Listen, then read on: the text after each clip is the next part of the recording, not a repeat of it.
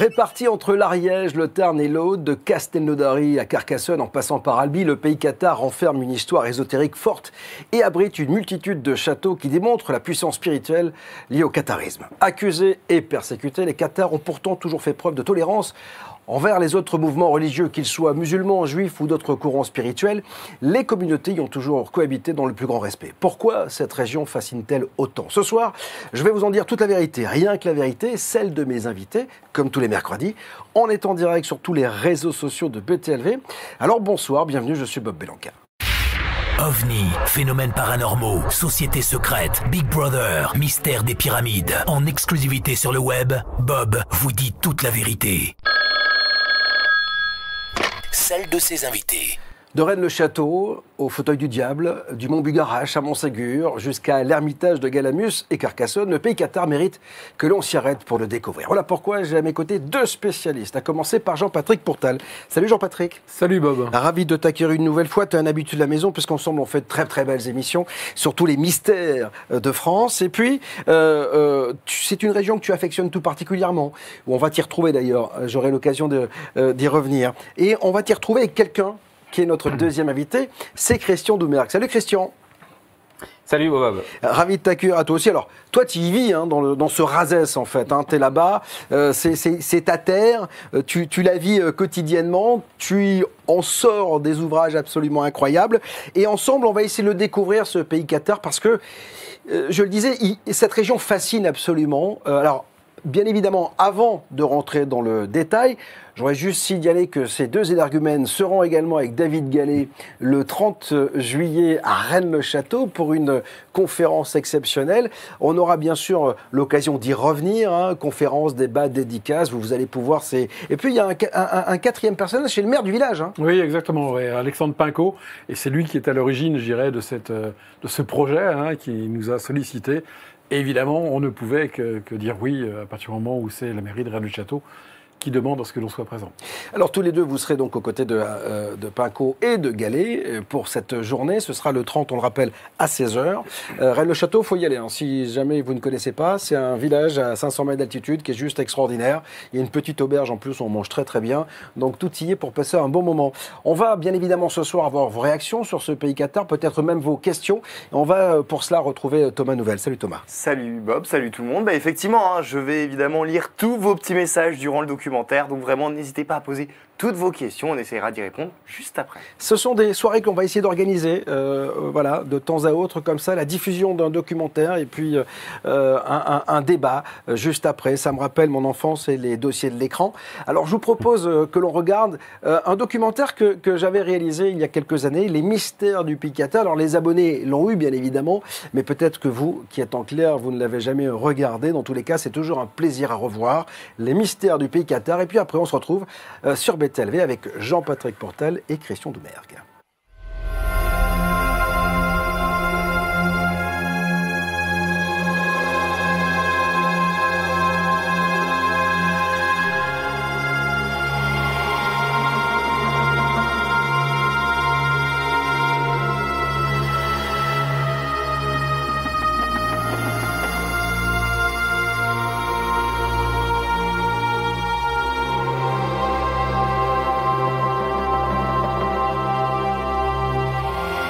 Salut à tous, très heureux de vous retrouver pour de nouvelles aventures, un périple qui va me permettre de vous emmener en pays cathare pour en découvrir tous ces mystères. Que ce soit des châteaux de Montségur, de Puvet, où nous sommes ici, mais aussi Perpertus, il se passe énormément de choses depuis toujours dans cette région. Une région mystérieuse également, puisque c'est celle qui abrite le Mont Bugarache, Rennes-le-Château, Rennes-les-Bains, le fauteuil du diable. Donc nous allons découvrir ça tout au long de ce documentaire avec nos nombreux invités, nos nombreux experts. Alors bienvenue en pays cathare grâce à BTLV.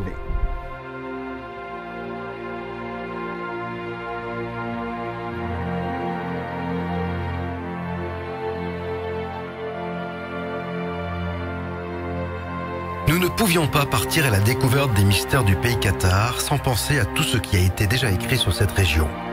Que ce soit en matière de trésors tels que celui de la Bessonnière, à Rennes-le-Château ou d'OVNI, que le Mont Bugarache abriterait, de nombreux spécialistes en tout genre ont voulu repartir d'ici avec des réponses. Comme eux, nous les espérions.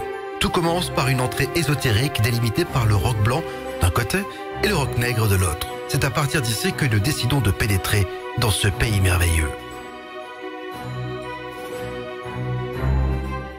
On voit tout de suite à gauche un roc blanc et à droite un roc noir. Alors ça c'est le roc blanc et le roc nègre. Autrement dit, la route serpente entre le blanc et le noir, la lumière et les ténèbres. Et quand on voit par exemple ce livre initiatique qu'est le tarot, dans la lame 18 du tarot, nous avons un petit chemin qui serpente pour aller vers la lune qui surveille de l'autre côté, avec deux gardiens, un chien blanc et un chien noir. Donc on a vraiment une correspondance entre les deux. Et bien sûr, la lune, c'est un peu ce qui fait apparaître les choses différentes. Avec la clarté de la lune, une silhouette peut paraître monstrueuse. Donc on rentre dans le domaine qui est un domaine où les choses ne sont pas très nettes. Il y a des illusions. Et le symbolisme, c'est ça. Le roc nègre, c'est la porte d'entrée à Rennes-les-Bains. Hein, quand tu arrives de Cuisat, tu l'as là sur ta droite. Alors le roc nègre, il est très important dans les mystères du Razès. Parce qu'il y a toute une série de légendes qui disent que sous le roc nègre, il y aurait un temple circulaire et un temple païen. Nous rentrons entre le roc blanc et le roc nègre dans un lieu où nous allons rencontrer le fauteuil du diable et Bugarache, etc. Tout ce lieu magique de la région du Razès. Alors c'est vrai que c'est une région très, très riche sur le plan des mines. Il y avait des mines de jet. Et pour la petite histoire, l'histoire de Rennes-le-Château, Rennes-les-Bains, a été hanté par un personnage que certains considéraient comme douteux, qui s'appelle Pierre Plantard. Et Pierre Plantard a fait des investissements personnels immobiliers, et notamment il a acheté les parcelles de terrain du roc nègre. Alors de là ensuite à se poser les questions qu'on peut imaginer, mais c'est une pièce importante dans le puzzle. En face on a une montagne, c'est le Cardou. Et ça, le Cardou, c'est important parce que c'est la traduction du chardon. Et le chardon, c'est l'emblème de l'Écosse. L'Écosse, c'est là où beaucoup de Templiers, dit-on, se sont repliés quand ils ont été pourchassés en France. Et donc, en Écosse, il y avait les Templiers qui sont arrivés et un siècle après est né l'écossisme. L'écossisme qui a donné naissance au rituel, on peut dire, écossais rectifié, accepté, etc., qu'on trouve dans pratiquement presque toutes les loges maçonniques. Donc le Cardou est là, et ce Cardou, bien sûr, c'est là qu'il y a la réputation d'avoir des corps qui sont ensevelis, cachés dans le Cardou, et certains, à partir de là, on fait des recherches, ils mettent Marie-Madeleine, Jésus, etc. En somme, on est dans la porte ésotérique de la région.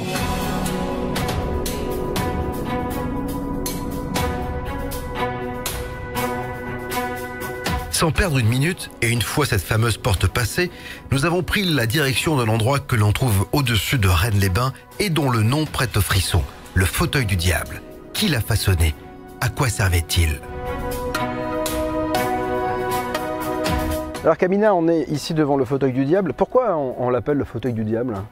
Alors, on l'appelle le fauteuil du diable, je pense, parce qu'à côté, il y a une source ferrugineuse. D'accord.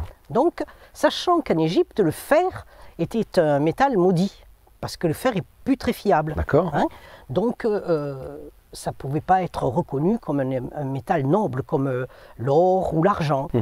Et tout ce qui se rapporte au fer, c'est toujours rapporté, bien sûr, ce qui se détruit, on peut le comparer à la matière, au corps, hein, et appartient au diable. Voilà.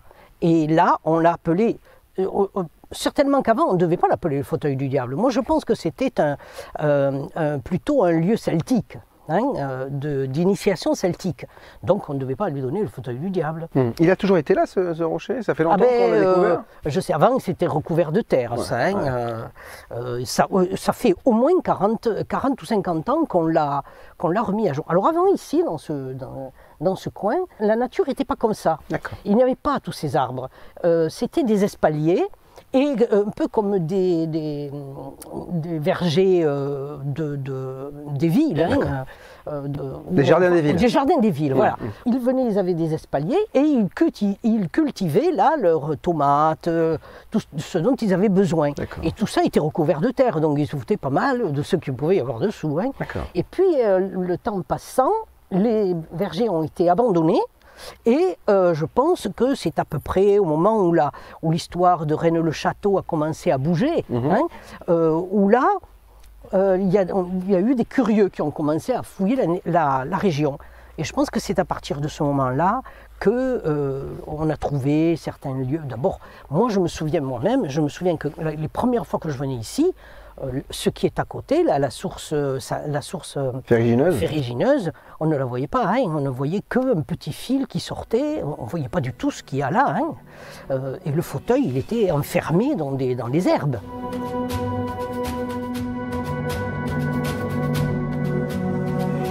Le fauteuil du diable, c'est un endroit sympathique qui, du reste, comme tu dois le savoir, a été rebaptisé par les populations New Age de la région en temple d'Isis. C'est une pièce, à mon avis, bon, elle est frappante, mais pour moi, elle est secondaire dans l'histoire de la région, puisque c'est pas une concrétion naturelle, c'est quelque chose qui a été fait pour les besoins de la cause. Il a été sculpté dans un rocher, donc en bas, il doit y avoir le roche, ça je peux vous dire, hein, parce qu'on a essayé de faire des idiots un peu.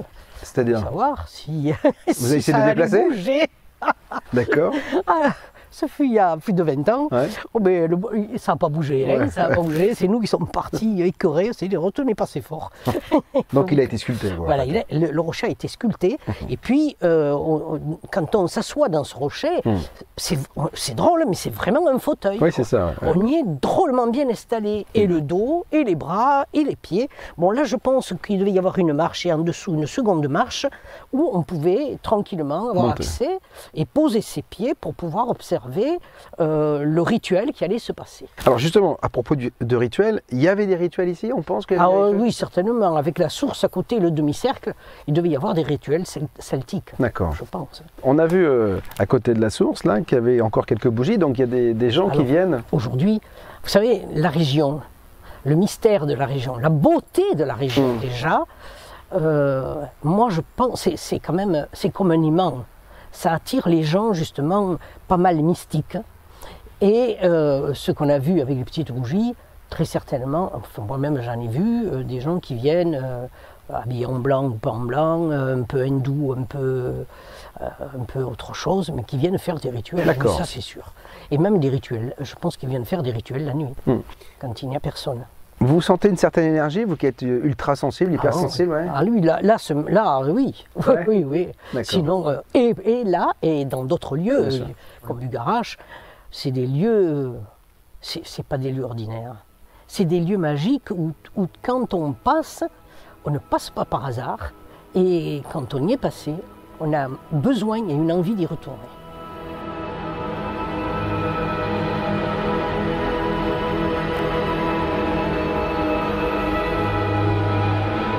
Si le diable a son fauteuil à Rennes-les-Bains, c'est peut-être lui qui a décidé de saler une source qui coule depuis des siècles. La Salse, c'est son nom, célèbre dans toute la région et auprès des passionnés de mystère, nous ne voulions pas passer dans la région sans nous y arrêter.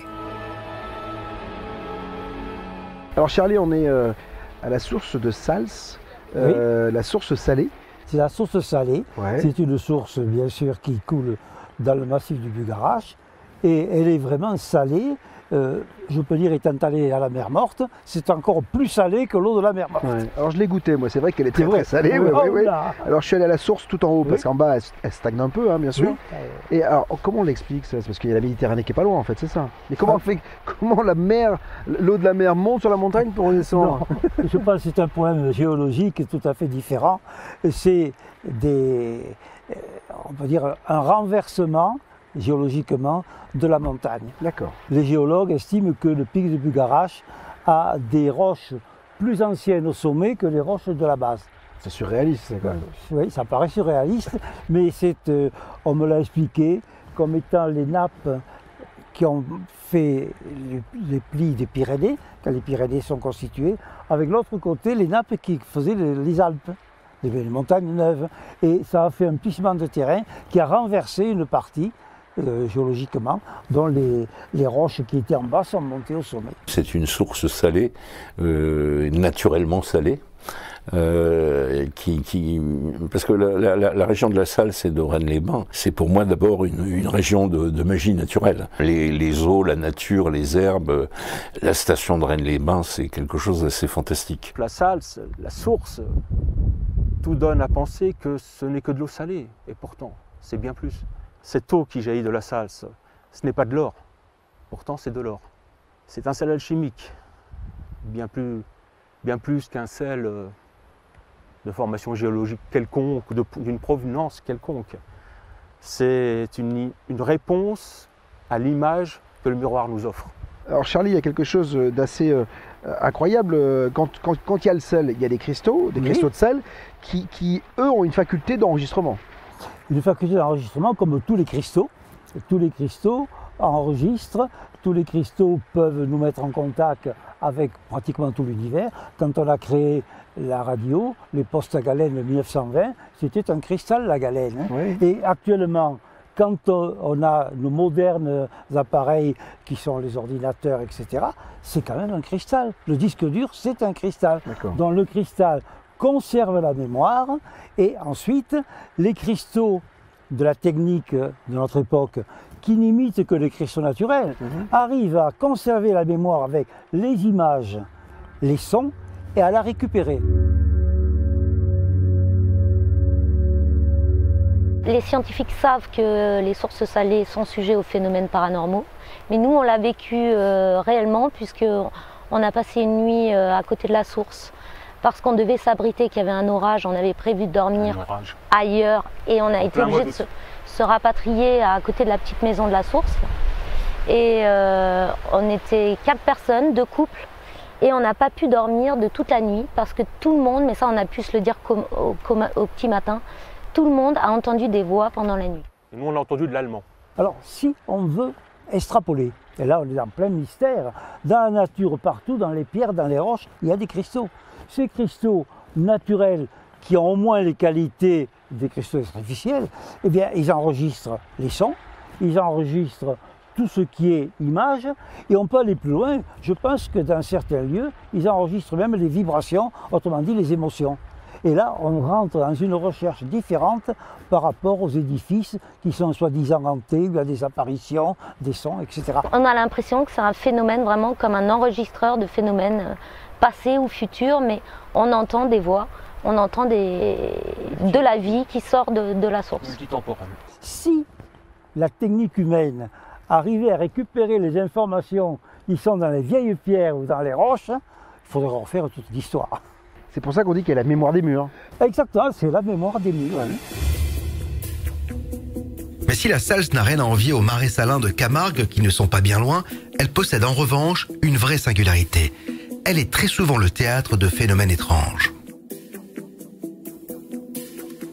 Alors ici, on est quand même dans le pays du Bugarach. Oui. Il y a eu beaucoup de choses qui ont été dites sur ce Bugarach, et notamment sur le plan ufologique. C'est-à-dire on dit qu'il y a beaucoup d'apparitions d'ovnis. On peut imaginer que ces cristaux, finalement, ont enregistré tous les passages d'ovnis au-dessus du Bugarach. Il y a des rochers partout, il y a des roches, puisque le Bugarach est un immense bloc calcaire, automatiquement il y a des cristaux partout, et il est certain qu'il y a tout un livre qui est ouvert avec tout l'enregistrement à récupérer. Il y a eu beaucoup d'antécédents déjà parmi les anciens, qui eux ont eu des phénomènes que nous n'avons pas vécu ici, et qui en plein jour ont eu des ovnis qui se sont positionnés stationnairement, juste là, au-dessus de la maison. En 1973 et en 1976. Donc, et le même principe, plein de phénomènes, des boules qui sortaient, il y en avait en forme de tout, il y en avait eu un en forme de toupie, un autre en forme plus soucoupe volante classique. Alors il y a une bâtisse ici, juste au pied de la sourse. Oui. Voilà. Au départ, c'est Jean de Régny qui est ici. Alors, qui était Jean de Régny? Alors Jean de Régny était un technicien, ingénieur qui vivait au Maroc, et il avait entendu dire par Bution, Henri Bution, Ouais. il y avait dans la région beaucoup d'apparitions d'ovnis.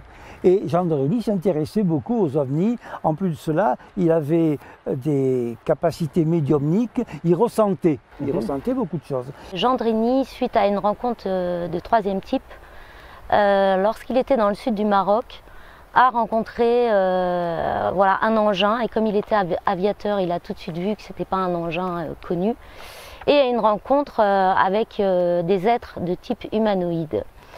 Et suite à cela, il a été guidé par son maître spirituel Philippe de Lyon, qui lui a dit de trouver un lieu en France, de trouver une vallée avec une abbaye, un château et une source. Et il est venu ici et il a cherché dans le coin, par son côté médiumnique, il a recherché un endroit pour être en contact justement avec des énergies différentes. Et il a trouvé ce lieu ici, qui était un lieu pratiquement semi-abandonné. Et Jean de Reny ici a commencé à faire des recherches. Il a bien sûr fait des recherches par rapport aux ovnis, mais il a fait des recherches par rapport au lieu. Et lui qui ressentait beaucoup, il a toujours affirmé qu'il ressentait que dans le Bugarache, dans le massif du Bugarache, il y avait toute une base technique d'une civilisation différente de la nôtre, qu'on peut appeler extraterrestre éventuellement.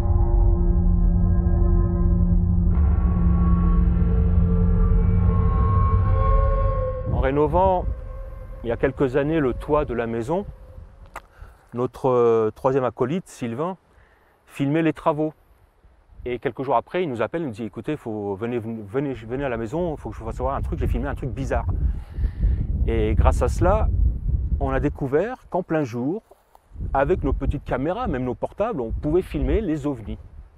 Il suffisait de ralentir l'image et à partir de là, on s'est éclaté, ça a été une fiesta, quoi. Autour de ce pic du Bugarache, il y a vraiment des apparitions d'ovnis. J'ai vu des films sérieux où on voit quelque chose qui descend et qui rentre dans la terre, donc ça confirmerait Jean de Reny. On a ici des apparitions d'ovnis. J'ai des amis qui ont pris des photos. On voit sur les photos des cercles, des images bizarres que normalement on ne voit pas, que la photo révèle alors qu'on a fait des études pour savoir si l'appareil n'était pas détraqué ou autre. Donc il y a vraiment un mystère dans le Bugarache, et ce mystère ici, bien sûr, il prend encore plus d'importance avec la source salée.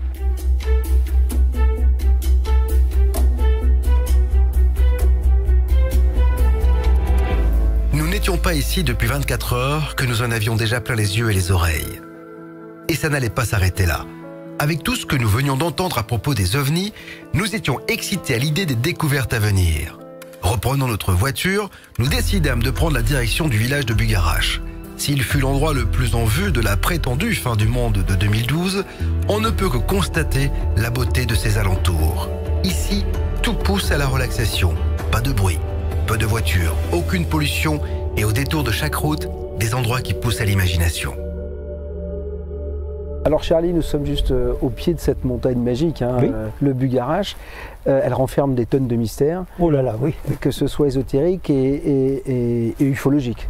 Ufologique et ésotérique, et avec souvent des réminiscences de l'histoire ancienne, comme le bateau de Jules Verne. Voilà. C'est une, pas dire une construction, c'est une curiosité géologique en forme de bateau qui a été aménagé, on ne sait pas quand, on ne sait pas par qui, ni comment. Quand on est dans la région, en venant de Rennes-les-Bains et allant sur Bugarache, sur la gauche, il y a les ruines d'une vieille ferme qui s'appelle la ferme de la Vialas, et qui effectivement a la forme d'un navire, d'un bateau. Et ce qui est intéressant, c'est que ce bateau se trouve avec la proue vers le nord, comme s'il sortait de l'eau un petit peu. Hein. Et ce bateau, il est à côté dans la Vialas, c'est tout à fait en profondeur. Et quand on lit un roman de Jules Verne, Clovis d'Ardentor, il parle d'un bateau dont le capitaine s'appelle le capitaine Bugarache. D'accord. L'histoire, ça s'appelle Clovis d'Ardentor. C'est une histoire banale, c'est même peut-être le roman de Jules Verne le moins captivant, c'est assez banal, mais il y a une attente, il y a comme quelque chose où on attend, il y a un cheminement ésotérique, initiatique qui n'en finit pas. Et Clovis d'Andertor. Clovis, c'est le dernier héritier de cette dynastie, et d'Ardentor, c'est l'or ardent. D'accord. Or, on a appelé Sigebert IV, qui n'a pas régné, le rejeton ardent.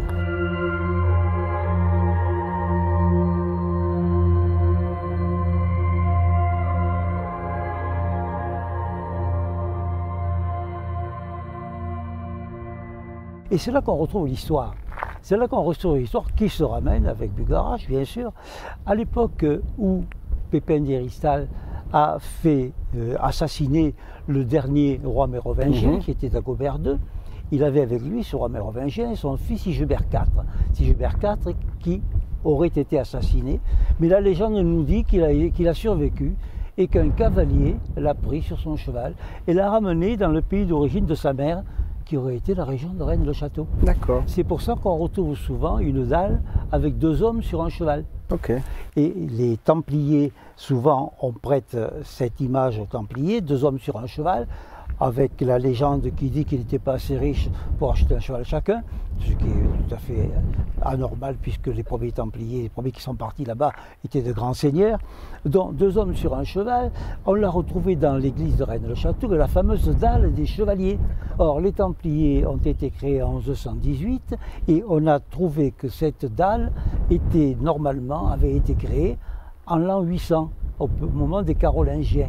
Donc, on a un problème qui se pose, qui est assez curieux et mystérieux aussi, c'est que si les Templiers connaissaient cette histoire, ils avaient à ce moment-là la connaissance de la survie de l'héritier des Mérovingiens. D'accord. À partir de là, bien sûr, toute une histoire qui traîne avec Rennes-le-Château, avec Plantard, etc., où des gens se disent dans la lignée des Mérovingiens prétendant au trône de France. Voilà toute l'histoire. Comment ça se fait que Jules Verne se soit intéressé au Bucharest? Jules Verne s'est intéressé pratiquement à tout ce qui avait un caractère mystérieux, ésotérique, symbolique.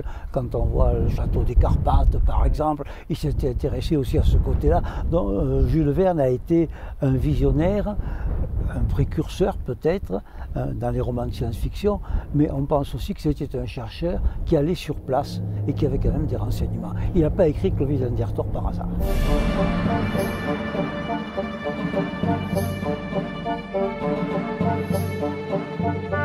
Jules Verne, pourquoi cet illustre personnage s'est-il intéressé à Bucharest? C'est peut-être parce que déjà, sa petite église renferme bien des étrangetés.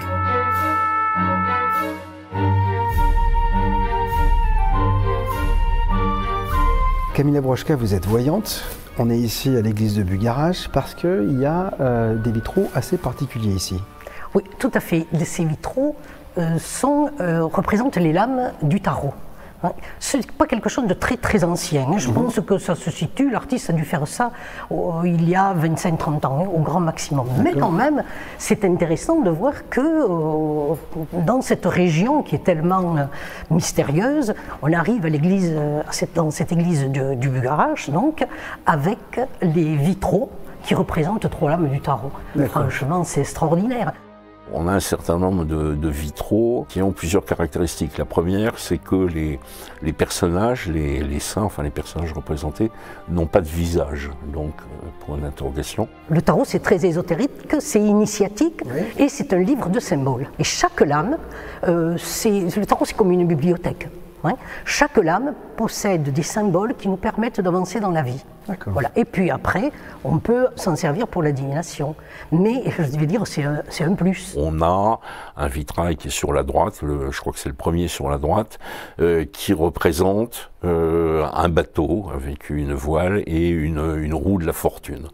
Clin d'œil à Jules Verne, peut-être. Alors la symbolique de cette roue de fortune, c'est d'arriver à trouver, malgré les aléas de la vie, puisqu'on voit cette barque avec les voiles, donc le vent qui souffle, c'est la vie qui nous pousse, qui nous amène à tenir toujours le gouvernail qui, malgré tout, vous voyez, au-dessus, là, il y a une petite roue et il y a deux petits personnages, un qui tire vers le haut, un qui tire vers le bas. Ce sont tous les aléas de la vie. Et puis, on a aussi le soleil qui est en train de monter, la lune, dans cette dualité entre le jour et la nuit, entre le bien et le mal.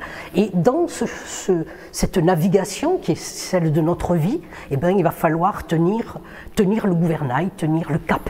Toujours garder son cap, chacun de nous devant tenir le gouvernail de notre vie pour trouver le droit chemin.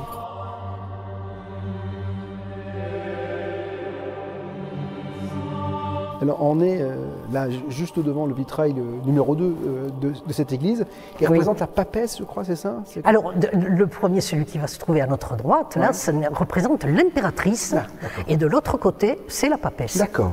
Alors, bon, je ne sais pas pourquoi l'artiste a voulu mettre ces deux lames-là, hein, mais d'un côté, l'impératrice représente le côté féminin et le fait de se réaliser dans le domaine de l'éthéré.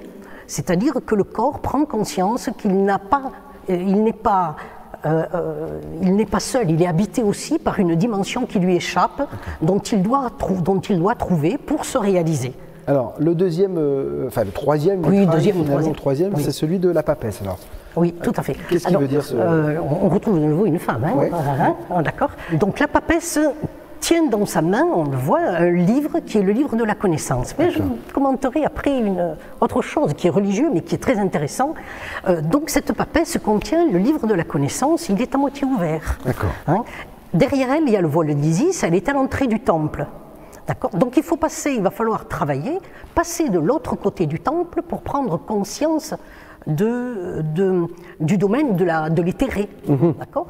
Ça veut dire que nous avons tous en nous un potentiel, une possibilité. Ce livre est à notre disposition. D'accord. Voilà. Il suffit d'aller puiser à l'intérieur de soi et d'y trouver la réponse. D'accord. À savoir toujours que passer derrière le voile d'Isis n'appartient pas aux mortels. D'accord. D'accord. Parce que ce voile qui est l'entrée du temple, c'est aussi l'endroit où se reflètent nos illusions. Donc il faut toujours remettre ça en question et ne pas oublier que l'autre côté du voile ne nous appartient pas tout le temps. Il y a d'autres mystères dans cette église ou pas? Oui. Il y a lesquels? Alors il y a l'agneau, vous voyez, là, de chaque côté. D'accord. Là, sur les deux sculptures là. Mais ce qui est important, c'est la symbolique de l'agneau qui dort sur le livre fermé, qui est fermé par 7 sceaux. D'accord. Donc, n'oublions pas que nous avons 7 chakras, ouais. Que ce livre représente le livre de la connaissance, et c'est par la transmutation des énergies et en travaillant sur nos chakras, ouais. C'est-à-dire nos centres vitaux, hein, tout le long de la colonne vertébrale, que l'on peut avoir accès au domaine de la connaissance. Le plus curieux dans tout cela est que tous ces mystères se concentrent autour du mont Bugarache. Une magnifique montagne qui serait l'objet de toutes les attentions de la part des extraterrestres. Ici, nous sommes envahis par un sentiment de curiosité profond.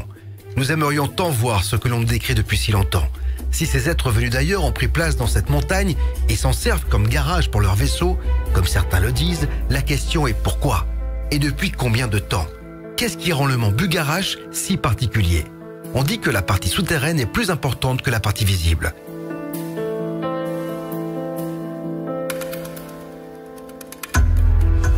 Une chose est sûre, si cette montagne est magique, elle ne va pas intéresser les cathares qui décidèrent de construire leur château dans des endroits encore plus inaccessibles ou plus stratégiques, comme le démontre celui de Puyvert. Là encore, tout force le respect. L'enceinte, la difficulté de la construction et son côté majestueux.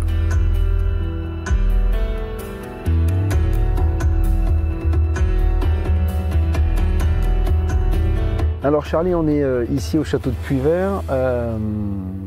Quelle est la partie la plus mystérieuse du château de Puyvert? La partie la plus mystérieuse du château de Puyvert, on peut dire qu'il y en a deux. Oui. Il y a d'abord dans le château lui-même un souterrain qui existait à l'époque vraiment des cathares, à l'époque des troubadours, un souterrain qu'on n'a pas retrouvé et qui a la réputation de contenir des trésors, y compris un agneau en or, complètement. Et on a surtout le fait de ce côté panique de la population quand on a vu arriver les troupes de Simon de Montfort. Alors là, tous les gens sont arrivés dans le château pour se protéger, bien sûr. C'était une surpopulation. Ils ont amené leurs économies. Dans toutes les guerres, c'est pareil. Les gens qui sont obligés de fuir, ils amènent tout ce qu'ils ont, leurs petits trésors. Et tout ça est arrivé dans le château. Si bien que quand les troupes de Simon de Montfort se sont installées autour du château, sachant que c'était un château facile à prendre parce qu'il n'avait pas de véritable défense guerrière. Et ces troupes-là ont pensé qu'ils allaient récupérer et le château et tous les trésors. Ils sont arrivés, ils ont pendu quelques blessés de soldats qui étaient à l'entrée. On voit le château authentique de l'autre côté, là, du donjon, et ils sont introduits et ils pensaient faire un massacre, faire un carnage, comme ils avaient fait partout ailleurs, bien sûr. Ils n'ont trouvé personne. Le château était complètement vide, même le seigneur était parti, il n'y avait plus rien. Alors bien sûr, ce qu'on sait, et on en avait déjà des indices, il y avait un souterrain qui partait du château et qui permettait aux gens de partir dans la campagne. On ne sait pas si c'est du côté est vers Nébias ou de l'autre côté vers l'ouest, mais les gens seront quand même partis complètement, ils ont disparu. Et les envahisseurs, en colère, bien sûr, pas très malins peut-être, quand ils ont vu ça, ils ont tout détruit, y compris le donjon qu'ils ont rasé complètement. Et à la place du donjon, il y avait un monceau de pierre énorme, et c'est là qu'il y avait l'entrée du souterrain. Génial.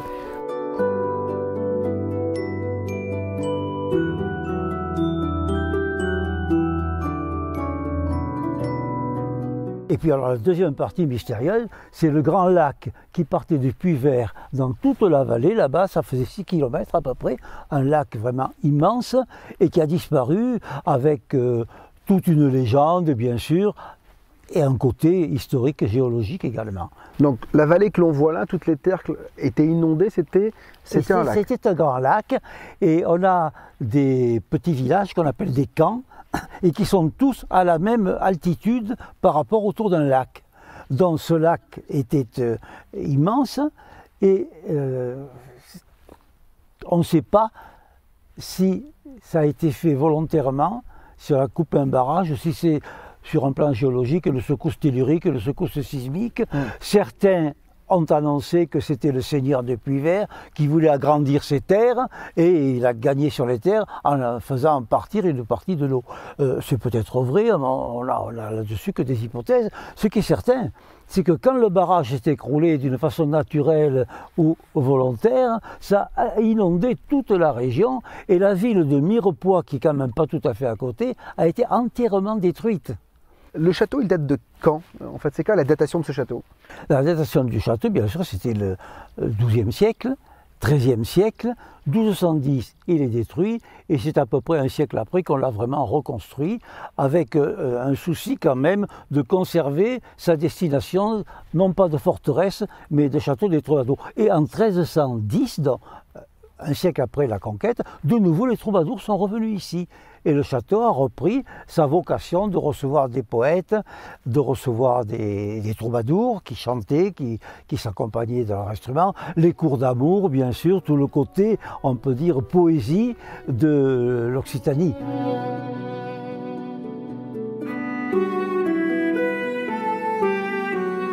Si l'extérieur est grandiose, nous décidons toutefois de prendre la tour d'assaut afin de nous imaginer au XIIe siècle, au bord d'une fenêtre papotant avec Dame Lucie. Alors Camilla, on est ici toujours au château de Puy-Vert, dans la salle des musiciens, c'est ça? Oui, exactement. C'est la salle des musiciens, donc c'est ici que se réunissaient les gens pour se distraire et où venaient les troubadours chanter, les jongleurs, mais surtout les musiciens, hein, puisqu'on voit que sur tous les colombages, toutes les sculptures sont là et désignent bien les instruments dont on se servait à cette époque-là. Donc ici, c'était un château de cours d'amour, de plaisir, donc il n'y avait rien de combattant. Ils venaient là pour entendre de la musique, pour entendre chanter, et les troubadours de toute la région savaient qu'au château de Puy-Vert allaient pouvoir s'exprimer. Voilà, et eux, ils parlaient de la dame de leur cœur, de la belle dame de leur cœur, qui était le catharisme. D'accord. Voilà. Et puis tous ces instruments qui étaient joués là, et on voyait dans ces petites allées, là, près des fenêtres, où les gens pouvaient s'asseoir. Quand il faisait jour, eh bien, ils pouvaient dialoguer, c'est une chose, et les femmes en même temps, elles pouvaient broder, elles pouvaient coudre, ou peut-être même jouer, et il devait y avoir des jeux, hein, sans problème, ils se distrayaient comme nous on le fait aujourd'hui. Hein. On a pas mal de documents avec des joutes, en quelque sorte, des concours, où il y avait des concours de poèmes, des concours de chansons, des concours de troubadours. On a les noms, on a les poèmes, tout ça est resté. Et il y a même des chansons qui sont restées dans le folklore de la région, comme par exemple « Canto, que canto, cante pas per you ». Chantez bien, Jean. Merci.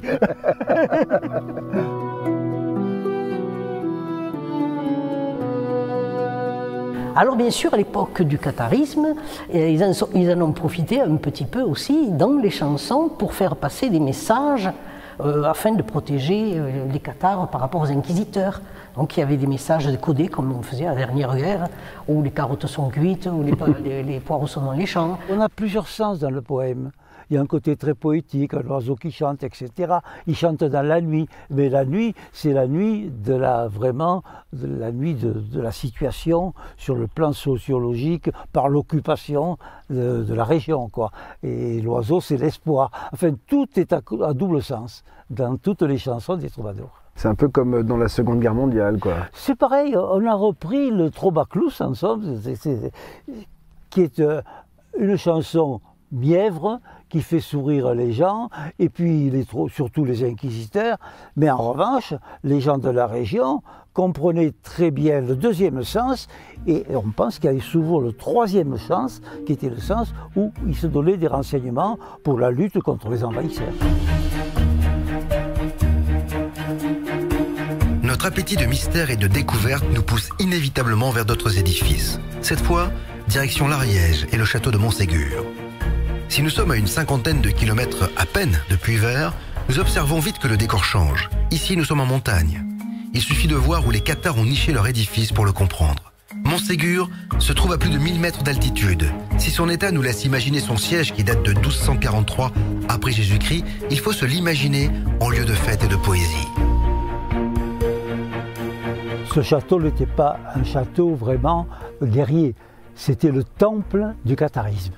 Là, il y avait Marty, qui était l'évêque des Cathares à cette époque-là, Nikita, qui était venu également de l'Europe centrale pour les Cathares, quand ils ont lancé le mouvement. Et donc, ici, c'était vraiment le lieu de recueillement, c'était le temple. C'était le centre vraiment où les Cathares se réunissaient sur un plan spirituel. Les Cathares étaient des gens qui étaient inspirés de la Perse antique, le manichéisme, donc, et le bien et le mal bien séparés. Et pour eux, dans leur théologie, Dieu avait créé l'esprit. Et c'était l'anti-dieu, en quelque sorte, le deuxième, qui lui avait créé la matière. Donc matière et esprit étaient des choses tout à fait différentes. Pour eux, l'esprit était noble, et la matière était quelque chose dont on n'avait pas à se préoccuper, ça ne comptait pas. Donc il n'était pas matérialiste, il n'avait pas de biens, il n'avait pas de château. Les châteaux appartenaient à des seigneurs qui, eux, étaient sympathisants et recevaient les cathares, et pour eux, la matière était à dédaigner, à tel point que quand ils étaient condamnés à aller au bûcher, et ici il y a eu un bûcher de près de 200 personnes, on a vu des gens qui descendaient comme en farandole et se jetaient volontairement dans le bûcher. Alors ceux qui philosophiquement expliquaient leurs gestes, et ils le disaient, c'est qu'ils pensaient que le corps, ils pouvaient le jeter, le détruire, puisque l'esprit resterait, lui, complètement intact. Et on se demande si, venant de la Perse antique, il n'y avait pas une possibilité de maîtrise de conscience, de telle façon que, c'est une hypothèse, hein, quand ils se jetaient dans le feu, l'esprit n'y était plus en eux.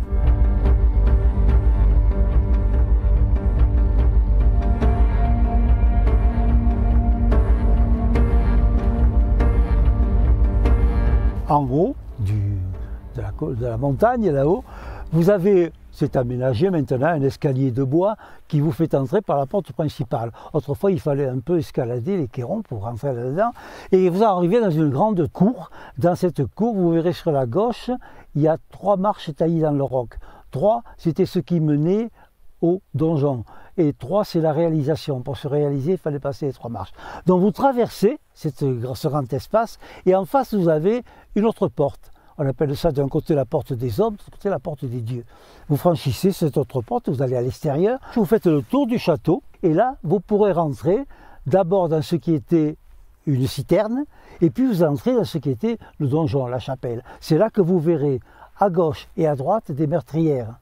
Et c'est le phénomène du solstice d'été que les gens viennent voir le 24 juin, souvent c'est un pèlerinage, où vous avez le soleil levant qui passe par une meurtrière, traverse la pièce et sort par l'autre.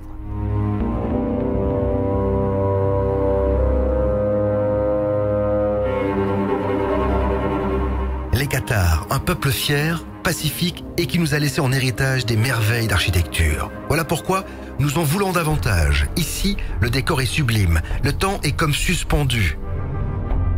En prenant la direction de Perpertus, nous décidons de faire un stop à l'ermitage de Galamus. Creusé dans la roche des gorges qui l'abritent, c'est ici que les ermites venaient communier avec Dieu. Depuis toujours, des hommes d'église ont ressenti le besoin de se retirer de la civilisation. On les appelle les ermites. Certains ont choisi de le faire à l'ermitage de Galamus, un lieu incroyable, unique, creusé entre 2 falaises, creusé par l'Agly qui se trouve tout en bas. Pourquoi ont-ils ressenti le besoin d'être ici? C'est la grande question, surtout quand on voit la difficulté que l'on met pour atteindre cet édifice qui est majestueux.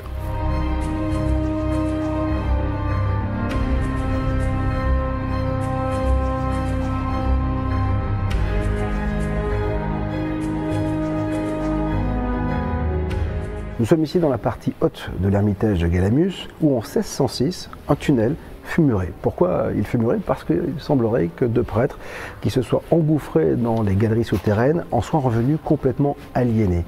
Pourquoi qu'ont-ils trouvé? C'est la grande question. Dans tous les cas, sans avoir peut-être la réponse, vous pouvez voir que derrière moi, les prêtres qui vivaient ici avaient une vue incroyable sur ces gorges qui étaient totalement magiques.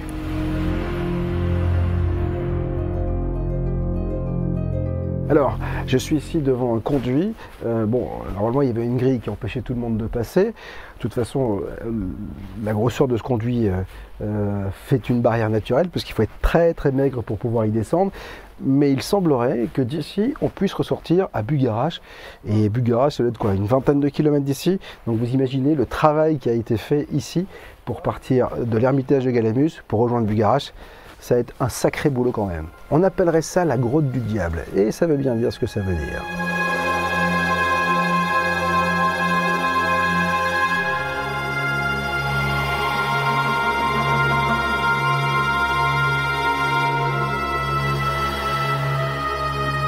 Si Charlie ne put malheureusement pas nous accompagner à Galamus, nous le retrouvons avec plaisir à Perpertus.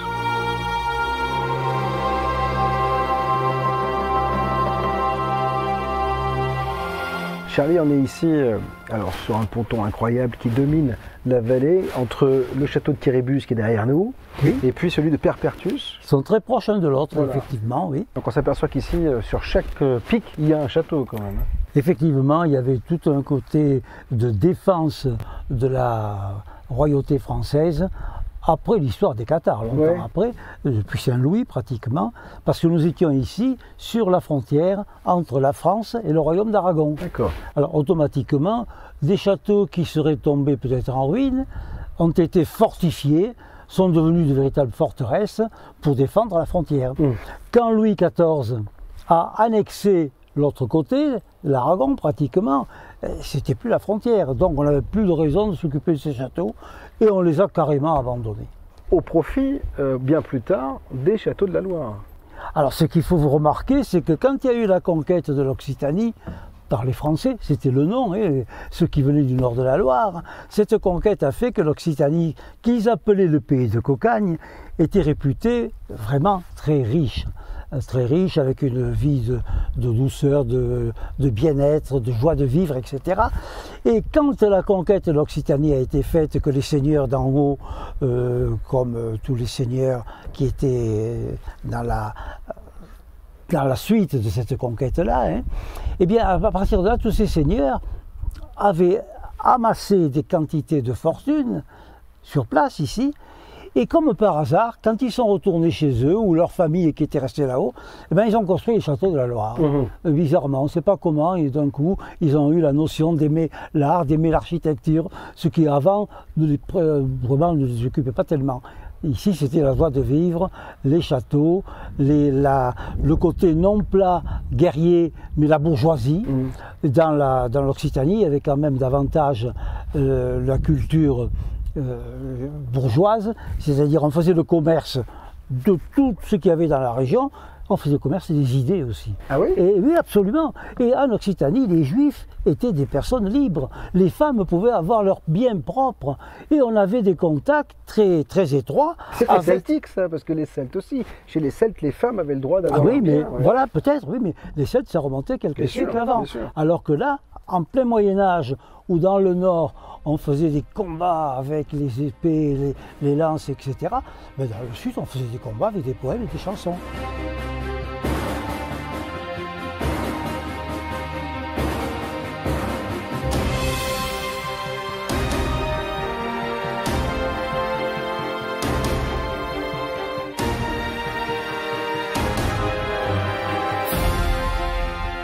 Alors, Perpertus, c'est pas un château, c'est une cité.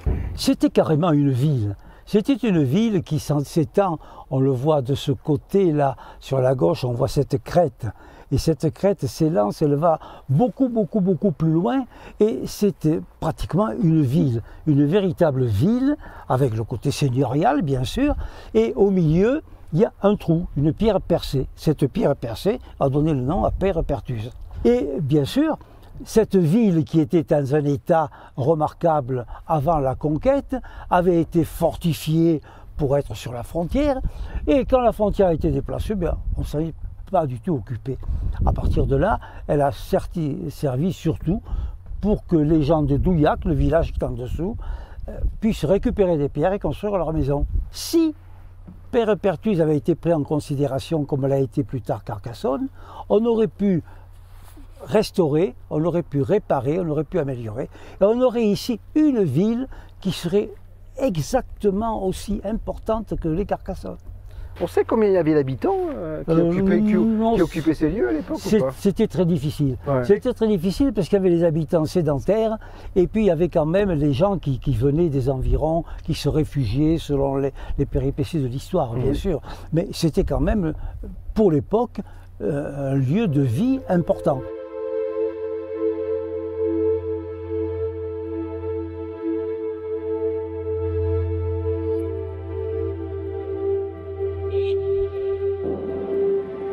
Il y avait un seigneur et une cour. Comment ça se passe?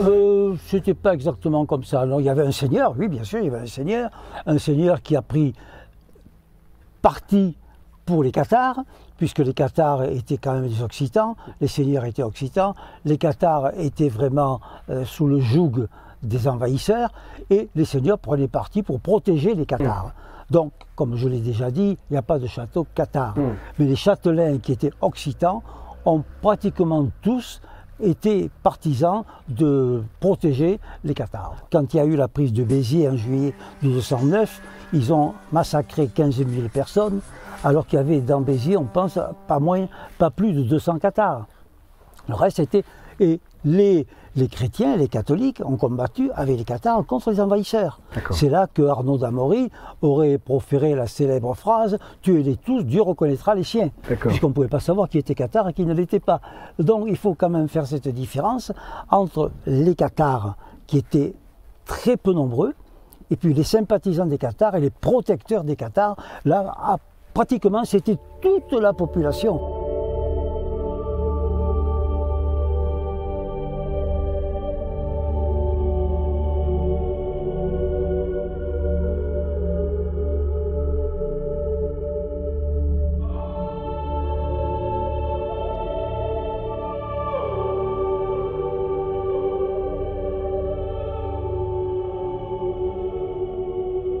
À l'origine, les Cathares étaient des gens qui avaient eu une influence par la Perse antique, avec la notion du Dieu bon et du Dieu mauvais. Ils avaient un clergé représentant le clergé chrétien, mais avec les chrétiens d'origine, avec le côté modestie, avec le côté pauvre, le côté vraiment aux dimensions du peuple.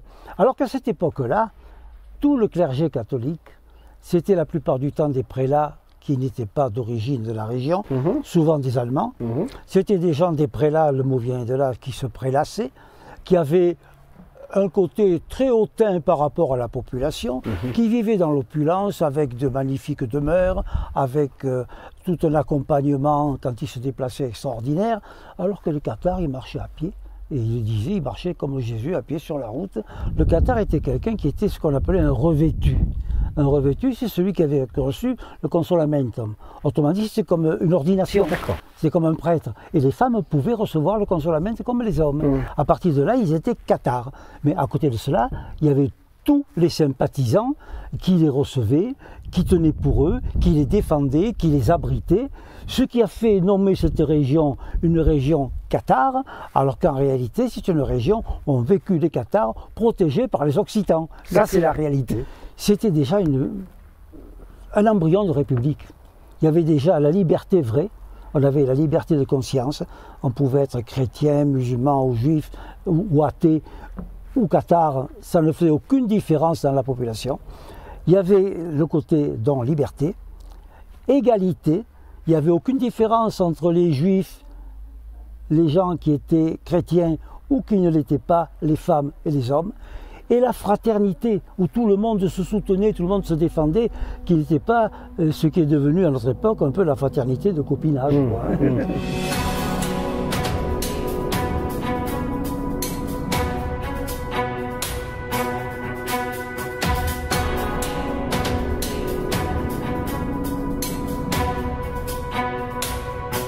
C'est ici que s'achève notre périple en pays cathare.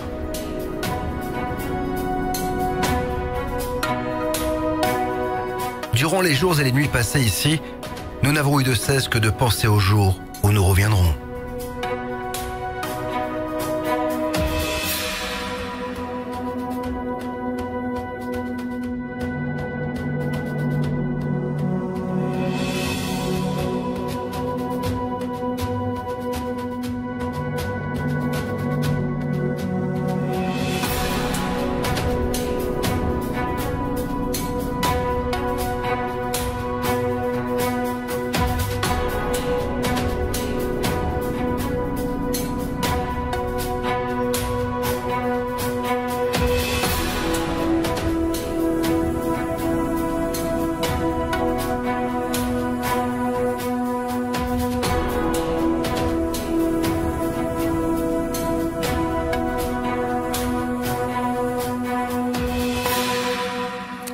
Les mystères du pays cathare, j'espère que ce documentaire vous a plu.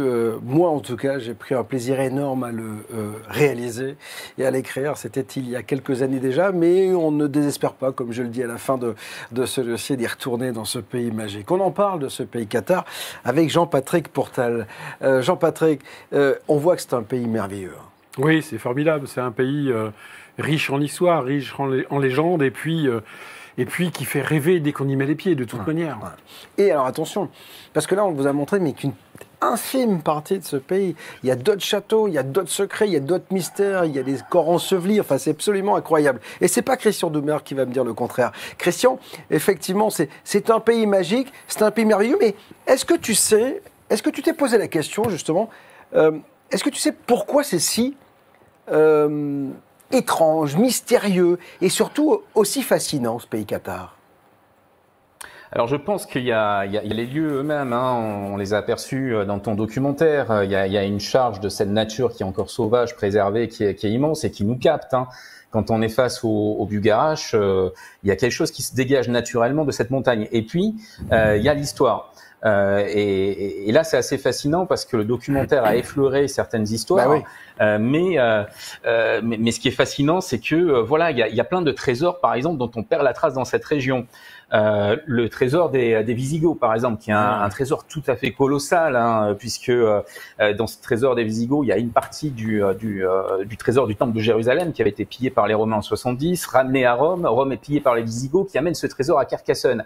Et on en perd la trace à Carcassonne, et ça a été longtemps d'ailleurs une des explications de la fortune de la Bessonnière. Il aurait retrouvé le trésor des Visigoths, puisqu'effectivement dans le périmètre de Rennes-les-Bains qui ouvre ton documentaire, il y a le roc de Blanchefort, et les populations locales, de façon folklorique et traditionnelle, affirmaient que le trésor des Visigoths était gardé par le diable sous ce piton rocheux. Il y a le trésor des Cathares aussi, puisqu'on a vu Montségur, mais ce qui est fascinant avec Montségur, c'est que on a des documents d'époque, hein, donc là on n'est pas dans l'extrapolation, on n'est pas dans le mythe, on a des documents d'époque qui nous parlent de l'évacuation du trésor des Cathares de Montségur avant le bûcher, par 3 ou 4 Cathares qui se seraient évadés durant la nuit. Ce trésor des Cathares, il disparaît dans la région aussi. Alors, trésor, il faut pas entendre un trésor monétaire, hein, on entend plutôt un secret religieux, un évangile secret. Voilà, donc ce qui captive dans cette région, c'est qu'en fait, il y a toutes ces histoires qui convergent toutes dans cette région-là, dans cette espèce de triangle magique. Hein. L'écrivain Maurice Magre avait déjà noté en son temps, dans les années 30, qu'il y avait un mystère dans cette région, parce que on perdait la trace de plein de trésors. Lors de Delphes aussi, on perd la trace dans la région, donc pourquoi, on ne sait pas. Mais voilà, c'est un point de rencontre, un point de convergence entre différentes cultures, pour certaines très éloignées dans le temps. Il y a tout l'arrière-plan païen aussi, hein, qui parle beaucoup dans la région. Sûr. Alors, Jean-Patrick, est-ce que tout cela vient aussi, peut-être, du fait qu'on a dit que Jésus aurait peut-être débarqué, Marie-Madeleine et Sainte-Marie, etc., dans la région. Est-ce que finalement, c'est pas ça le point de départ du mystère? Qu'on se dit que parce que les Cathares, on se dit, ils auraient très bien pu être ailleurs. Donc voilà, pourquoi cette région? Est-ce qu'il y a, d'après toi, un lien fort avec Jésus, avec la chrétienté, même si les Cathares étaient contre certains aspects de la chrétienté? Oui, alors c'est vrai que Christian l'a évoqué tout à l'heure, quand il parle d'un document, peut-être d'un évangile secret, caché, eh bien pourquoi pas imaginer que des témoins de la première heure, hein, du christianisme soient arrivés dans cette région, se soient installés. Et Christian, qui est un des spécialistes justement de Marie-Madeleine, l'évoque dans plusieurs de ses ouvrages, avec la potentialité d'avoir un tombeau important d'un de ses personnages. Et peut-être peut-on imaginer qu'en effet des écrits premiers, si je puis dire, auraient pu être amenés, ce qui fait que le catharisme aurait pu par la suite s'implanter, parce que peut-être qu'ils ont mis la main sur quelque chose, parce que le catharisme, il faut quand même voir qu'il est arrivé par l'est de la France. Bien sûr, c'est ça. Il est descendu par le nord et ça n'a pas marché, ça n'a pas fonctionné. En revanche, quand il est arrivé en Occitanie, ça a marché. Ouais, c'est ça. Mais rappelle-toi, j'avais déjà dit, cette terre occitane, c'est une terre hérétique de naissance. Comme le disait Christian, les Visigoths... Je te rappelle que je suis de Toulouse. Hein, donc voilà. Nous avons quelques points en commun, finalement, ce soir. Et c'est vrai que cette... Christian rigole, il a raison. Il a raison. Oui, forcément. Nous avons cette terre occitane qui a déjà reçu en premier lieu ces Visigoths, qui étaient des hérétiques aux yeux de l'Église de Rome, qui ont donc amené cette culture un peu hérétique. La terre est devenue tout de suite hérétique. Et comme par hasard, ça a marché. Alors peut-être qu'en effet, peut-être qu'à l'origine, il y a peut-être eu des témoins premiers, comme j'aime à le dire. Ça. Comme ça, on ne donne pas de nom, ça évite de choquer qui on veut. Des témoins premiers qui sont arrivés et qui ont peut-être laissé des choses, des corps, des tombeaux, peut-être des écrits, peut-être d'autres choses. Et c'est ce qui a peut-être permis ce ferment qui a lancé cette hérésie. Ça a été un peu le terreau justement peut-être de tout ce mystère, de tout ce qui rend cette terre mystérieuse. On va se tourner vers les réseaux sociaux parce que vous avez été nombreux à suivre ce documentaire. Vous l'avez visiblement, d'après ce que je vois, apprécié. Oui, qu'est-ce qui s'est dit merci. Ils te disent vraiment un grand merci. Alors vraiment, c'est les thèmes essentiels. On va parler de Rennes-le-Château, on va parler de Marie-Madeleine, on va parler aussi de l'énigme de la Bessonnière. Déjà, première question, est-ce qu'elle pourrait être résolue un jour ? C'est une excellente question, merci de me l'avoir posée. Alors, certains disent qu'elle a été résolue, mais qu'on entretient un peu le mystère. Oui. Alors, je pense que on arrive à une époque où on a un faisceau de raisonnement faisceau de raisonnement qui nous amène vers des conclusions qui sont extrêmement plausibles. En revanche, tant qu'on ne pourra pas faire officiellement des fouilles de terrain et archéologiques, pilotées par des scientifiques, parce que faut pas faire n'importe quoi, on n'arrivera pas à mettre des choses en évidence qui seraient importantes à mettre en évidence. Maintenant, on a toujours cette opposition des officiels. C'est vrai que c'est une vraie question. Pourquoi ? Moi, souvent, on m'a dit, mais c'est parce qu'il n'y a rien à Rennes-les-Châteaux. Et évidemment, tu me connais, je disais, mais s'il n'y a rien, c'est que vous le savez. Ouais. Donc, ça veut dire que vous avez fouillé. Ah bah non, on n'a pas fouillé. Donc vous ne savez pas s'il y a quelque chose. Et ça tournait en vrille. Et je sais que Christian aussi a beaucoup échangé avec eux. Et on n'y arrivera pas. On n'y arrivera pas. Et c'est dommage. Peut-être qu'il y a quelque chose qui gêne. Mais est-ce que c'est pas bien de ne pas y arriver? Parce que finalement, ça entretient le mystère. Parce que si demain, on avait la véritable issue de cette histoire, bah, ça casserait un peu le mythe. Parce qu'on aime bien le mystère, on le voit bien même avec BTLV. C'est-à-dire que tant qu'on n'a pas la réponse, c'est ce qui fait un peu Moi, c'est ce que je dis. Même si tout ce que j'évoque sur BTLV depuis 10 ans maintenant s'avère bullshit, quel pied j'aurais pris à en parler? Vous voyez ce que je veux dire? C'est ça. Ce mystère, il fait partie de l'imaginaire. Christian, est-ce que justement cet imaginaire, il doit perdurer dans cette région? Parce qu'on ne peut pas donner... Tu sais, hier, j'avais un astrophysicien, Alain Blanchard, qui est une sommité, qui travaille d'ailleurs à Toulouse, et qui me disait, mais finalement, on ne sait pas grand-chose. Et on n'a pas forcément envie de tout savoir. Ça, c'est une des constantes aussi dans ce pays Qatar. Oui, mais alors, enfin moi, ce qui me fascine dans cette histoire, c'est qu'il y a une dimension mythologique. Mais oui. C'est-à-dire que effectivement, il y a toute une part de légende en fait, dans ce qu'on raconte sur tous ces sujets, que ce soit Rennes-le-Château, que ce soit les Cathares, etc. Mais ce qui me fascine, c'est que quand on a une méthodologie historique, alors on sort de la fabulation, on sort du fantasme, mais par contre, on rencontre des éléments tout à fait tangibles. Je vais prendre quelques exemples sur les Cathares et le secret des Cathares. C'est on a des éléments très probants, et là c'est scientifique, qui nous prouvent qu'ils possédaient l'évangile de Thomas. L'évangile de Thomas, pour faire simple, c'est un évangile apocryphe qui a disparu de la circulation, qu'on a retrouvé qu'en 1945 à Nag Hammadi, et qui contient des paroles secrètes de Jésus.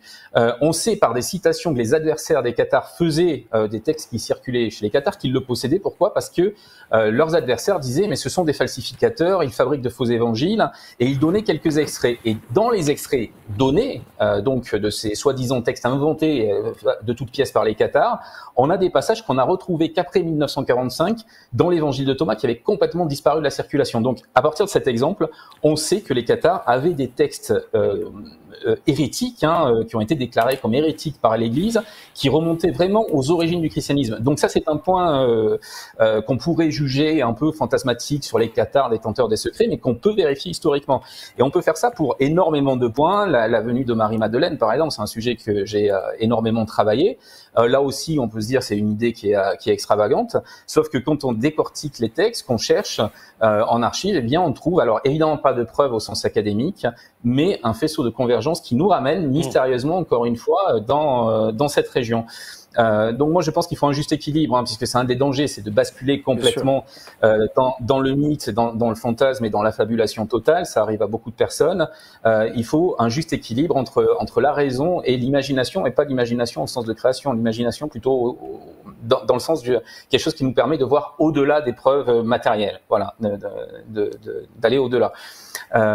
Et quand on a cette méthodologie, la région devient fascinante, parce qu'en fait, on détruit des mythes, mais on rencontre des preuves, des éléments de preuves beaucoup plus fascinants et qui ouvrent des perspectives beaucoup plus intéressantes en fait que la mythologie populaire autour de toutes ces histoires.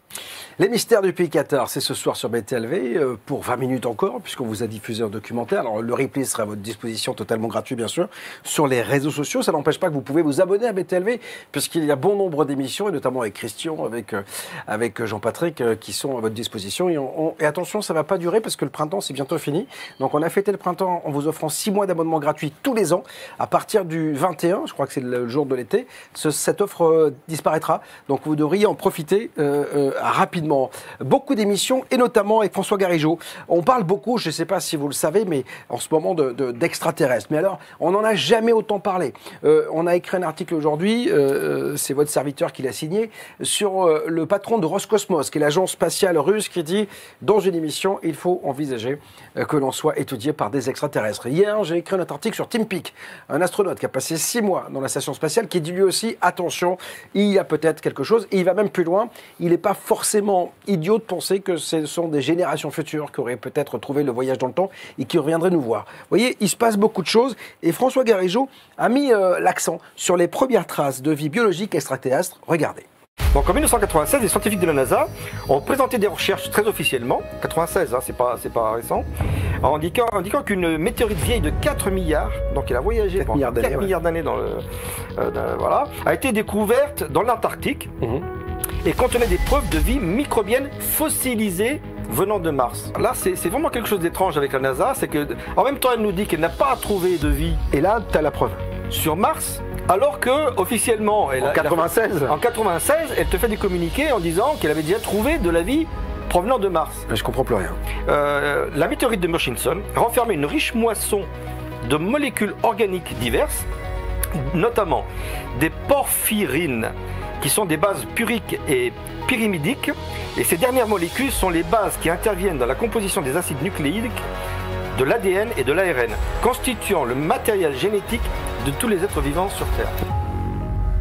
Alors là, pour le coup, j'ai la sensation qu'on est à l'aube quand même d'une découverte extraordinaire en matière d'ufologie. On n'a jamais parlé autant d'ovnis et je sais pas si vous avez lu un des papiers que nous avons balancé sur btl.fr également, sur la NASA qui a créé son premier groupe officiel d'études sur le phénomène ovni. Il va démarrer en octobre prochain, 9 mois d'enquête pour nous donner des informations. Alors, même si le patron de la NASA dit, attention, il ne faut pas y voir tout de suite les preuves des extraterrestres, la preuve des extraterrestres, ça valide quand même par la NASA le phénomène ovni, et c'est une réalité, et ça c'est assez incroyable. Donc c'est sur btlv.fr. OVNI, phénomènes paranormaux, sociétés secrètes, Big Brother, mystère des pyramides. En exclusivité sur le web, Bob vous dit toute la vérité. Celle de ses invités.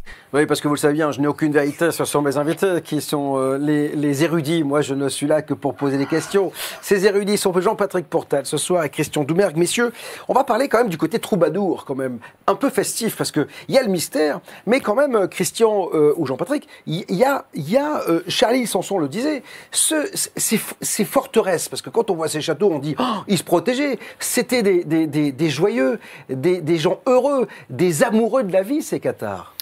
Oui, alors déjà, c'était pas vraiment les cathares, c'était les Occitans. Oui, les Occitans. C'est important de bien faire la distinction. Le cathare, c'était le religieux, et il y avait deux niveaux dans le catharisme. Il y avait les croyants, qui étaient les gens du peuple, et puis ceux qui avaient vraiment revêtu l'habit du cathare, qui étaient donc des parfaits, parce qu'ils avaient reçu le Consolamentum, et ils circulaient à travers toute l'Occitanie. Et ces châteaux, en effet, étaient là pour, évidemment, faire une défense, et notamment de la région de Carcassonne, parce que Carcassonne était la cité la plus importante. Magnifique. Magnifique. Qui est resté encore debout. Exactement. Relevé par Viollet-le-Duc. Alors, on l'a beaucoup critiqué, mais au moins, ça a le mérite d'être encore là. Ouais. Mais ces châteaux qui étaient là, évidemment, étaient riches, et puis riches dans l'esprit. Et c'est vrai qu'il y a eu plusieurs souverains, et même des reines importantes, qui ont été les moteurs de ce qui allait devenir ce qu'on allait appeler l'amour courtois. Ouais. Ces fameuses échanges entre l'homme et la femme qui permettaient d'avoir une autre type de relation. Et les troubadours étaient les porteurs de ces amours courtois. Avec des messages cachés, à double sens. Alors etc. Ça, c'est quand petit à petit, le pays est devenu sombre. Parce que avant que les seigneurs du Nord, ces hommes habillés avec des peaux de bêtes, qui savaient à peine lire et écrire, sont descendus sur l'Occitanie pour éradiquer cette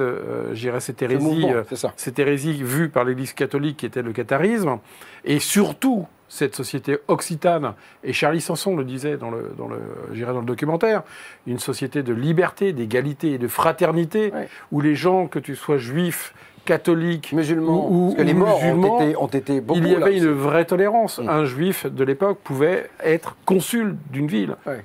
C'est quand même assez formidable. Quand ils ont vu arriver ces gens-là, c'est devenu une vraie catastrophe pour l'Occitanie. Et justement, les troubadours, qui étaient ces personnes qui se baladaient entre les différents châteaux et qui finalement n'impressionnaient personne parce qu'ils n'avaient pas d'épée, ils étaient tranquillous, ils faisaient de leur petite musique. Tout le monde les prenait pour des niais. En vérité, ils étaient les porteurs de messages. Et à travers ces textes, la fameuse langue des oiseaux. C'était les vrais ésotériques, finalement, parce que c'est eux qui cachaient, ils avaient un double sens. Donc il y avait l'ésotérisme que les gens comprenaient. Quand les gens n'étaient pas initiés, ils entendaient la chanson. Mais les initiés à l'ésotérisme comprenaient le double sens. Bien sûr, et en plus, ils employaient souvent un langage qui était le fameux langage des oiseaux, où une phrase écrite peut être aussi entendue différemment. Et ça permettait de diffuser des informations d'une forteresse à l'autre et d'un seigneur à l'autre. Alors hélas, ça n'a pas suffi, puisque finalement l'Occitanie a été inclus, j'irais, au Royaume de France. Mais l'esprit occitan est toujours là, l'esprit hérétique de l'Occitanie est toujours là, et nous en sommes très fiers. Et je peux vous dire que c'est une région qui s'est toujours battue, et même durant la Seconde Guerre mondiale, ça a été une région très très forte. On se souvient des Toulousains qui faisaient sauter des rails pour pas que les Allemands puissent atterrir dans cette région. Et puis même dans le métro, il y a encore les arrêts qui sont dits en occitan. Mais bien sûr, donc voilà, c'est très important. Des choses sur le net, Thomas? Alors oui, il y a plein de choses, évidemment. Déjà, on va parler un peu des Cathares. Ça, c'est vraiment pas mal de questions en rapport là-dessus. Alors déjà, est-ce que le nom Cathare a été donné par les catholiques? Ça, c'est une question qui est demandée. Alors, Christian, peut-être une réponse?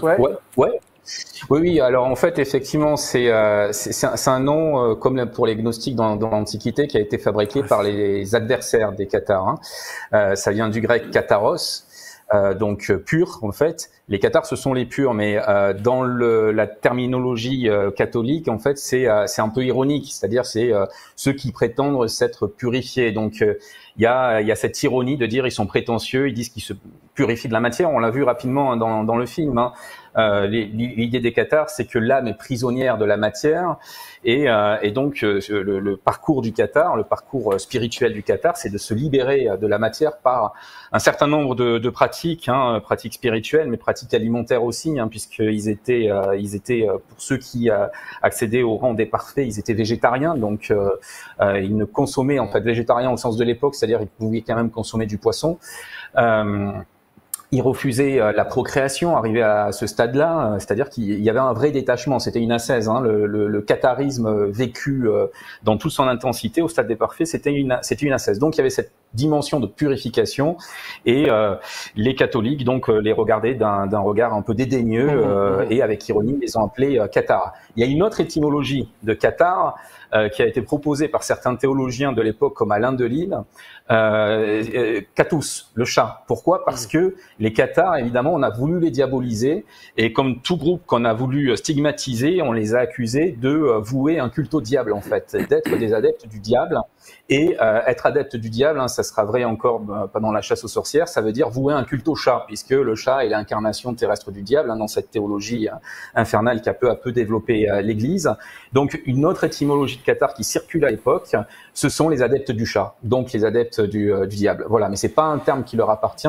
Eux, ce sont les bons chrétiens en fait. Ils s'appellent bon homme, bonne femme, bon chrétien, ou chrétien tout simplement, puisqu'ils considèrent que ce sont eux qui détiennent le vrai christianisme, le christianisme originel. Alors à propos de sorcières, on fera bientôt une émission parce que tu es l'auteur d'un ouvrage qui vient de sortir sur le royaume des sorcières. Tu seras bientôt mon invité. Ce sera pour les abonnés l'occasion pour nous de revenir sur ces femmes qui ont souffert et qui ont été brûlées, qui ont été mis au banc des accusés. Autre chose sur Oui, alors j'ai une autre question, et là je pense que c'est Jean-Patrick qui va y répondre, c'est sur Marie-Madeleine. Donc je sais que tu as quand même fait une belle émission sur BTLV. Les cathares sont-ils les descendants spirituels de Marie-Madeleine, et pourquoi pas même génétiques? Attention, tu passes sous le contrôle de Christian qui est un spécialiste, attention. Oui, là, faut que je sois très prudent. D'être précis, sinon il te met à l'amende. Attention Jean-Patrick. Oui, non, mais je connais Christian, ça va être terrible, Alors, les liens entre Marie-Madeleine et les cathares, je ne sais pas, si ce n'est qu'à travers des textes, peut-être, comme le disait Christian, parce que si un apocryphe est arrivé, il a bien fallu qu'il arrive par un chemin. C'est vrai qu'il y a eu quand même un personnage de l'Église catholique qui s'appelait Irénée, Saint Irénée de Lyon, il était saint, pauvre homme, qui avait la charge de détruire tous les écrits gnostiques, et il a quand même réussi son coup, mine de rien. Il a fallu attendre 1945 pour qu'on arrive à retrouver quelque chose. Mais, manque de peau, il y a dû y en avoir quelques-uns qui ont réussi à circuler. Il y a des fuites. Voilà, et une des questions, c'est comment ont-ils pu arriver dans la région? Alors, évidemment, les écrits gnostiques ont circulé plutôt librement à une certaine époque, mais vu ce que Irénée a été capable de faire, on est tranquille qu'il a quand même bien nettoyé le sujet. Donc la vraie question, c'est comment des gens comme les Cathares ont pu récupérer cet évangile de Thomas, qui, là on en est certain, c'est vraiment un écrit gnostique. Hein, c'est un écrit, je dirais, qui n'est plus catholique, on est très clair. Sachant que le gnosticisme part de l'Égypte. Hein, faut se rappeler un petit peu tout ça. Maintenant, sont-ils génétiquement liés à Marie-Madeleine ? Alors, très honnêtement, je ne saurais pas du tout répondre à cette question, puisque nous n'avons pas la chance d'avoir le code ADN de Marie-Madeleine, et que nous ne pouvons donc pas vérifier si des Cathares anciens pouvaient l'être. Non, très honnêtement, là, je suis un petit peu ironique, mais non, je ne pense pas. L'hérésie cathare était une église et une façon de penser la philosophie religieuse chrétienne, j'insiste bien sur chrétienne. Mais Christian, je peux rajouter juste peut-être quelques précisions sur le lien entre les Cathares et Marie-Madeleine, parce qu'il y a effectivement cette question de la possession des textes gnostiques. La meilleure explication, c'est qu'on a tous légendaires qui nous parlent de l'arrivée de Marie-Madeleine en Provence. Alors, évidemment, dans le cadre d'une émission courte, j'ai pas le temps de développer, mais il y a une origine historique à ce légendaire. Pour moi, c'est certain, puisque ce légendaire, clairement, il est hérétique, il n'est pas catholique, même si les textes les plus anciens qu'on possède à ce sujet ne datent que du Moyen-Âge, le christianisme et notamment la place de la femme et de Marie-Madeleine qui enseigne en fait dans ce légendaire provençal, qui enseigne à la population le christianisme, la place de la femme est clairement hérétique et gnostique dans ces textes-là. Donc ça veut dire qu'il y a une origine antique. Et quand on regarde l'histoire du christianisme en Gaule, on voit qu'il y a un christianisme hérétique qui est là dès l'Antiquité en fait et qui à différents moments a été combattu notamment par Irénée de Lyon. On en arrive au catharisme. Alors, on a très peu d'éléments puisqu'effectivement, comme l'a dit Jean-Patrick, tous les textes cathares ont été détruits. Mais sur Marie-Madeleine, on a quand même un texte intéressant. C'est la chronique de la croisade de Pierre Dévot de Cernay, donc qui était un religieux qui suivait les croisés en fait et qui relatait une sorte de journal de la croisade. Et il est là, donc il raconte le sac de Béziers. Qui a été évoqué dans le documentaire. Donc Béziers, c'est la première ville qui est prise par les croisés qui déferlent du nord de la France en Occitanie. On sait qu'il y a 200 et quelques cathares, 220 sans doute, puisque l'évêque de Béziers a été obligé de lister les hérétiques de la ville. Et donc les croisés demandent aux Biterrois de capituler, de leur donner les cathares. Ce que la population catholique va refuser, y compris le clergé. Et donc c'est pour ça que la ville est entièrement passée au fil de l'épée et que tous les habitants sont massacrés.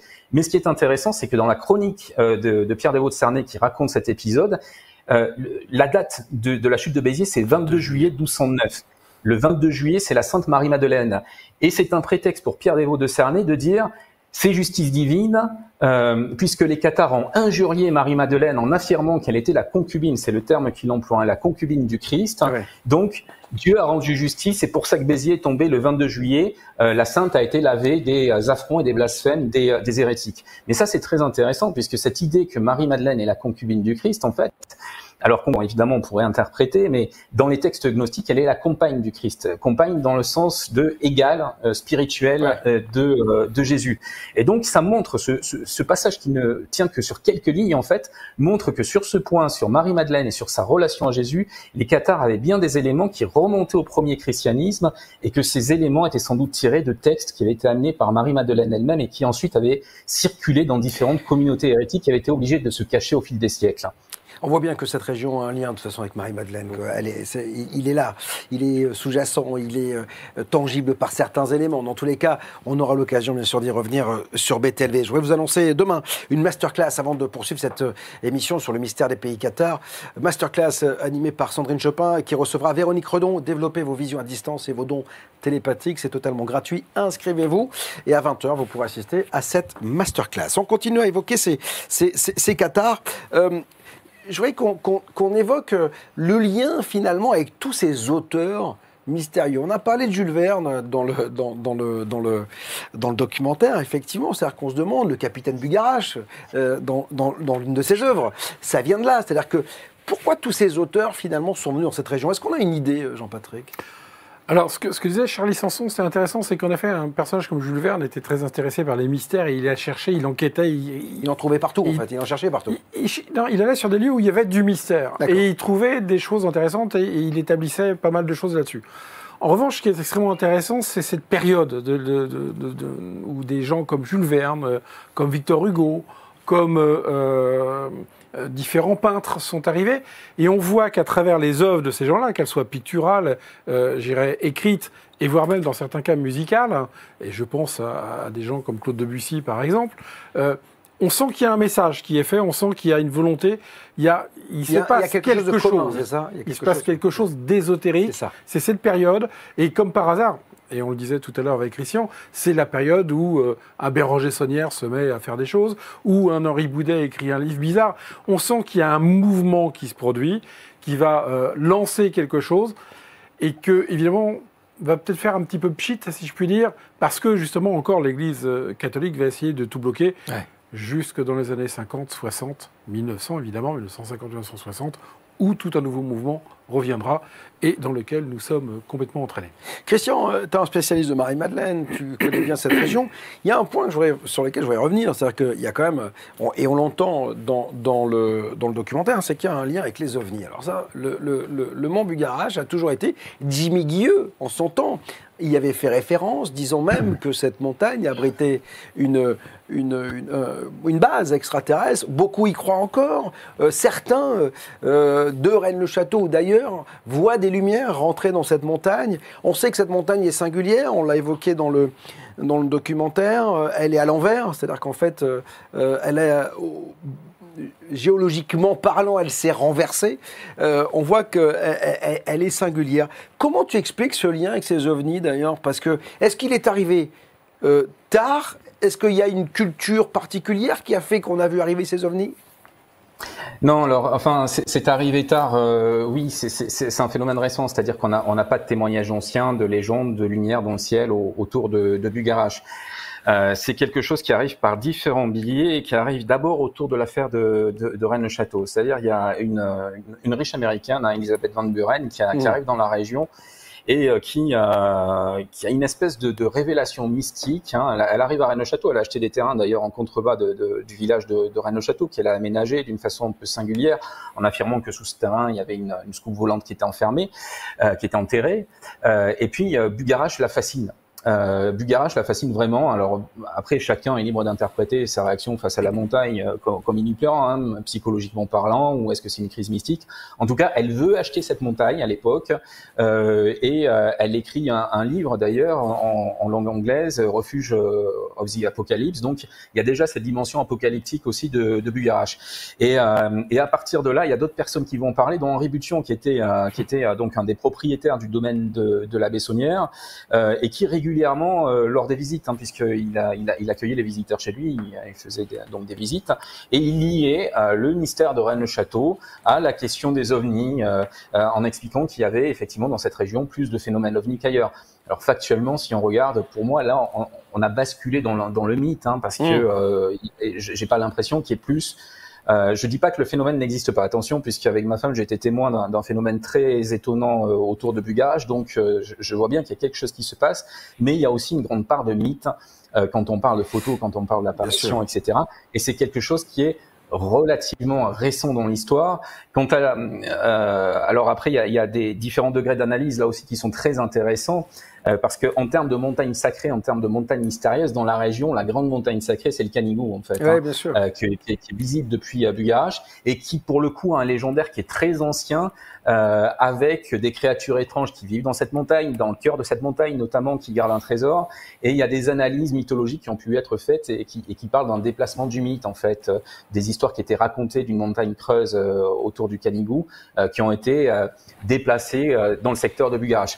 Après, là encore, ça ne veut pas dire qu'il n'y ait pas de mystère. Ces analyses-là sont très mythologiques, sont très intéressantes, mais il y a tout un monde souterrain sous Bugarach qu'on est en train de découvrir, avec notamment le Buffo-Fret, qui est une grotte qui a commencé à être explorée il y a seulement quelques années quand on l'a découverte, avec un trou souffleur, c'est-à-dire un trou d'où sortait de l'air, et ça a permis de déceler l'entrée d'une cavité. Et là, cette cavité n'est pas totalement explorée. L'exploration a bien avancé, mais elle n'est pas finie d'explorer. Donc voilà, il y a tout un réseau souterrain sous Bugarach qui reste malgré tout très mystérieux. Et puis il y a cette énigme avec évidemment Jules Verne et son capitaine Bugarach. Bien sûr. Et d'ailleurs, si je peux rajouter, quand j'ai commencé à m'intéresser à l'affaire de Rennes-le-Château, il y avait une histoire qui courait qui disait le mont Bugarach est tellement particulier et à cause de la base d'OVNI, les avions ont interdiction de le survoler. Alors c'est vrai que ça m'avait étonné. Alors je lui ai demandé pourquoi. Et on m'a dit mais c'est parce qu'il y a une telle énergie que ça perturbe les instruments de bord. Et j'ai eu la chance d'avoir un ami et plusieurs autres amis après par la suite qui étaient pilotes de ligne, commandants de bord d'avion, à qui j'ai posé la question, ils se sont renseignés et ils se sont aperçus qu'il n'y a jamais eu d'interdiction de survol de bugarage. Non, mais c'est en cela où il faut faire attention. Ce que disait Christian, c'est que là, le mystère existe, mais après, il ne faut pas basculer dans le fantasme. Exactement. Donc, voilà, c'est ça, exactement. Et là, c'est intéressant parce que c'est exactement ce déplacement de mythe dont je parlais, parce que pour le coup, le Canigou qui est voisin, il y a eu des crashs d'avions sur le Canigou, et on sait que sur le Canigou, les appareils de mesure des aviateurs se dérèglent, tout simplement parce que c'est une montagne féreuse, hein. Il y a des mines de fer depuis l'époque romaine sur le Canigou, et donc certains crashs d'avions, dont un en particulier qui avait été dramatique, est dû au dérèglement des boussoles à cause du magnétisme de la montagne. Et là, on voit que c'est quelque chose qui a été transposé à un moment donné sur le bugarage. Pareillement, ça avait été évoqué dans les années de l'émission Mystère. Je me souviens qu'il y avait tiré un magazine où on disait qu'en fait le bugarage, c'était la montagne qui avait inspiré Spielberg dans Rencontre du troisième type, mais pas du tout. Ça fait partie des mythes et des légendes modernes qui circulent autour de la montagne. Bien sûr, on a besoin aussi de temps en temps de mythes, de légendes, et ça nous fait un peu triper, hein, donc on peut le dire. On arrive bientôt au terme de cette émission, puisqu'on parle d'OVNI. Je voudrais signaler qu'il y a le retour des repas ufologiques à Paris. Ce sera samedi, regardez. Joe Allen, restaurant incroyable dans les Halles, 30 rue Pierre Lescot, dans le 1er arrondissement. Le montre de Flatswood, présenté par Egon Kragel. Bien sûr, Egon qui travaille sur la suite de son bouquin OVNI 12 dossiers que le Pentagone ne s'explique pas, sorti chez BTLV dans la collection Mystère Inexpliqué. On fait un dernier point sur les réseaux et on tire notre révérence. Alors on va faire un point OVNI parce qu'évidemment on n'en a pas parlé. Vous avez été très nombreux à nous donner vos expériences au niveau des OVNIs sur Bugarage. Déjà, si on ne l'a pas eu en libre antenne, n'hésitez pas, 01 86 22 21 20 ou rédaction@btlv.fr, pardon.